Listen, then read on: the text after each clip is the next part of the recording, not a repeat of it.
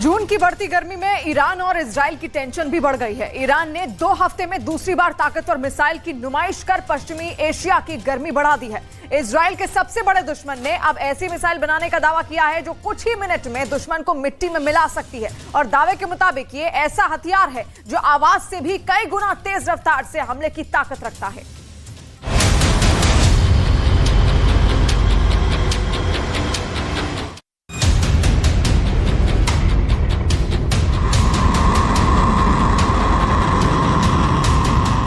Iran की पहली hypersonic missile वार और पलटवार के लिए तैयार है। इस घातक हथियार की रेंज कहां तक है, इसकी रफ्तार कितनी है, इन सवालों के जवाब आपको बस थोड़ी देर में बताएंगे। अभी तो सवाल ये कि क्या ईरान की ये वही मिसाइल है जिसके जरिए इजराइल को सिर्फ 400 सेकंड में बर्बाद करने का दावा किया जा चुका है। पिछले साल नवंबर में ईरान के इस्लामिक रिवॉल्यूशनरी गार्ड कोर यानी IRGC ने दावा किया था कि उसने एक ऐसी हाइपरसोनिक मिसाइल बनाई है जो महज 7 मिनट के अंदर इजराइल को तबाह कर सकती है। 6 जून 2023 की तारीख ईरान के इतिहास में पत्थर पर लिखी इबारत बन गई, क्योंकि पश्चिम एशिया के इस देश ने अपने राष्ट्रपति इब्राहिम रईसी की मौजूदगी में पहली हाइपरसोनिक मिसाइल बनाने का दावा किया। इसे पहली बार दुनिया के सामने पेश किया। इस मिसाइल का नाम है फतह, जिसका फारसी में मतलब होता है विजेता। इस मौके पर ईरान की एलीट फोर्स IRGC की एरोस्पेस विंग के प्रमुख ने फतह की रेंज भी बताई। हर हदफी رو که اراده بکنیم به حول قوه الهی دقیق اون رو مورد اصابت قرار بدیم। तो ये मिसाइल 1400 किलोमीटर दूर अपने दुश्मन को मिट्टी में मिलाने की ताकत रखती है। लेकिन सवाल तो ये है कि क्या ईरान ने इसकी रेंज जानबूझकर कम बताई है, क्योंकि नवंबर 2022 में खुद ईरान ने ही सिर्फ 400 सेकंड में इजराइल को हिट करने वाली हाइपरसोनिक मिसाइल बनाने का दावा किया था।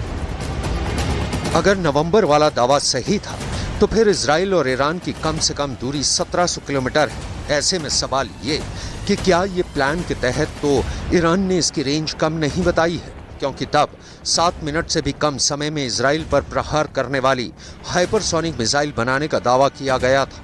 और अब जाकर ईरान ने अपनी पहली हाइपरसोनिक मिसाइल की मुंह दिखाई दुनिया से कराई है, लेकिन इसकी रेंज 1400 किलोमीटर ही बताई है।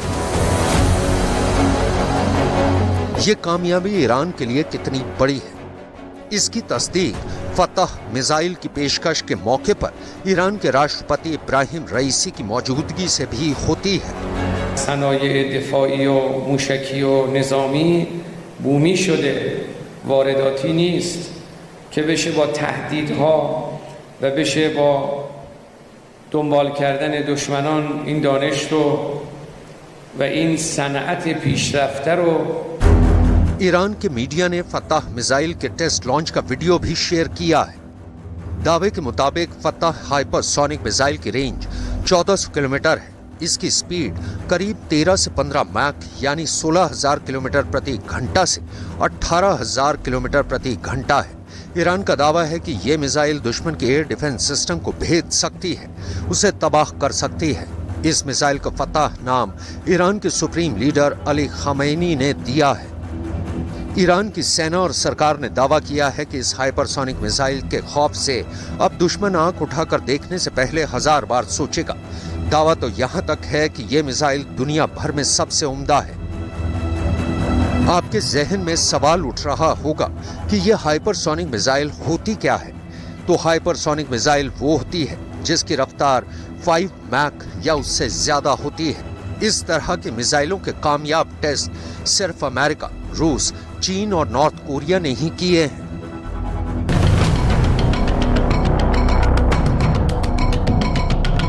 अभी 25 मई को ही ईरान ने बैलिस्टिक मिसाइल के नए वर्जन खुर्रम शहर का पर्दाफाश किया था।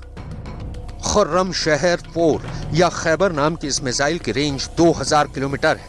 यह मिसाइल 1500 किलोग्राम के वॉरहेड के साथ हमले की ताकत रखती है, यानी इस मिसाइल की पहुंच भी ईरान के कट्टर दुश्मन इजराइल तक है। लेकिन सबसे बड़ी बात तो ये कि 2 हफ्ते में दूसरी बार ईरान ने इजराइल को तबाह करने वाली मिसाइल को दुनिया के सामने पेश किया है।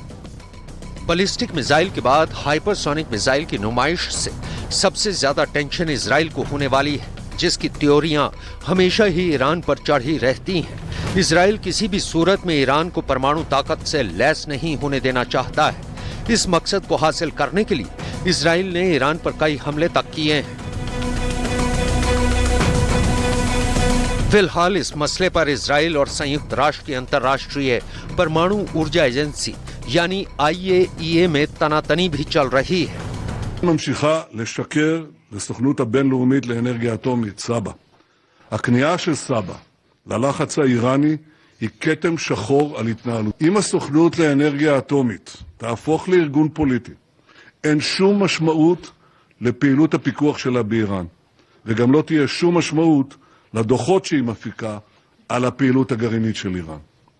בכל מקרה, ישראל תחת הנהגתנו אינה עומדת מנגד. אנחנו עומדים על עמדתנו בתקיפות, הן בפומבי והן בחדרים סגורים. यानी इजराइल के प्रधानमंत्री ने ईरान के एटमी प्रोग्राम को लेकर IAEA को भी लपेट लिया है। हालांकि IAEA ने इजराइल के आरोपों को बेबुनियाद बताया है। We are used to this, you know. One day is one side that says one thing, and the other day is another side. We accept this as part of our work. Our work is neutral, is impartial, is technical, and we will always say things as they are.